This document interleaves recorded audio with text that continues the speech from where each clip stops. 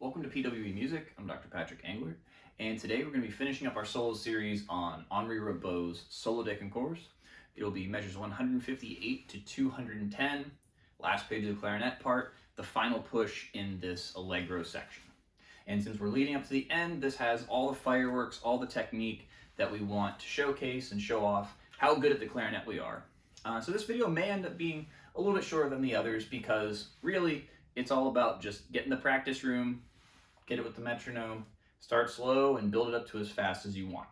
But let's get into a few things that we want to keep in mind while we're practicing this section. The first thing is just what we were talking about. So this is that big bombastic push to the end, really show off the fingers, but we do want to be aware of the tempo.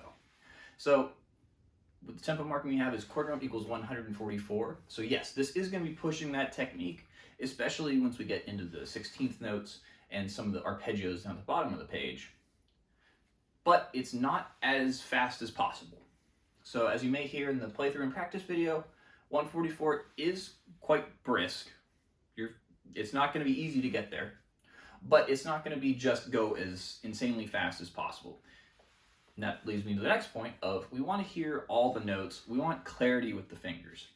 So if we keep it at a reasonable tempo, so around that 144, and we hear all the notes, that's going to sound much more impressive than if we're just going as fast as possible and it becomes an indistinguishable blur. So as I've said in probably the other parts of this video, we want to maintain as much clarity with the fingers as we possibly can. So going from there, if we look at the 6/8 section, here we have a little bit more articulation. We have a slur 2 and tongue the last one on these triplets. I'm going to keep a light articulation for these triplets. As I often say with 6/8, we want to keep things rolling forward. We don't want to get caught on our heels and fall back on the beat. We want to keep it moving forward and giving a light articulation on that staccato and not really sticking it, but kind of just bouncing over it will help us keep rolling forward and keep us up at that 144 beats per minute. Another thing that'll keep us on top of the beat is be prepared to enter after rests. So we don't have a lot of rests in here, but for the rest that we do, don't treat that as an opportunity to take a break and let your brain wander. Just think of it as we're playing silence. So we're keeping the focus, keeping the intent, and we're not going to be late coming in off those rests. And with the 8th rest in the middle of the 6/8, that's not really as big of an issue. That's going to be just getting a quick breath and keep going. It's more so when we get to the 3-bar rests in between our chromatic scales further down the page. We want to stay focused, make sure we're prepared, and we can come in right on the downbeat. The final thing we'll touch upon is do some tests on your fingerings for the high Gs in this. So high G has a ton of different fingerings. Some of them are really good, some of them are not so good.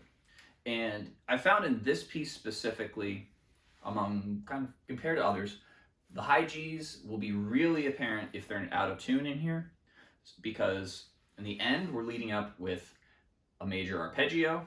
It's going to be really easy to pick out if that high G is super sharp or super flat, which some fingerings can tend to be. So we want to test those 5G fingerings out, find one that works and is going to be consistent and is also pretty close to in tune, because as I said, this piece I find it's a little bit easier to hear when that note is out of tune. So that about wraps it up for our dive into Rabaud's Solo de Concours. Still deciding where we're going to go next, but if you have an opinion, drop it in the comments. As always, thanks for watching. I'll catch you in the next video.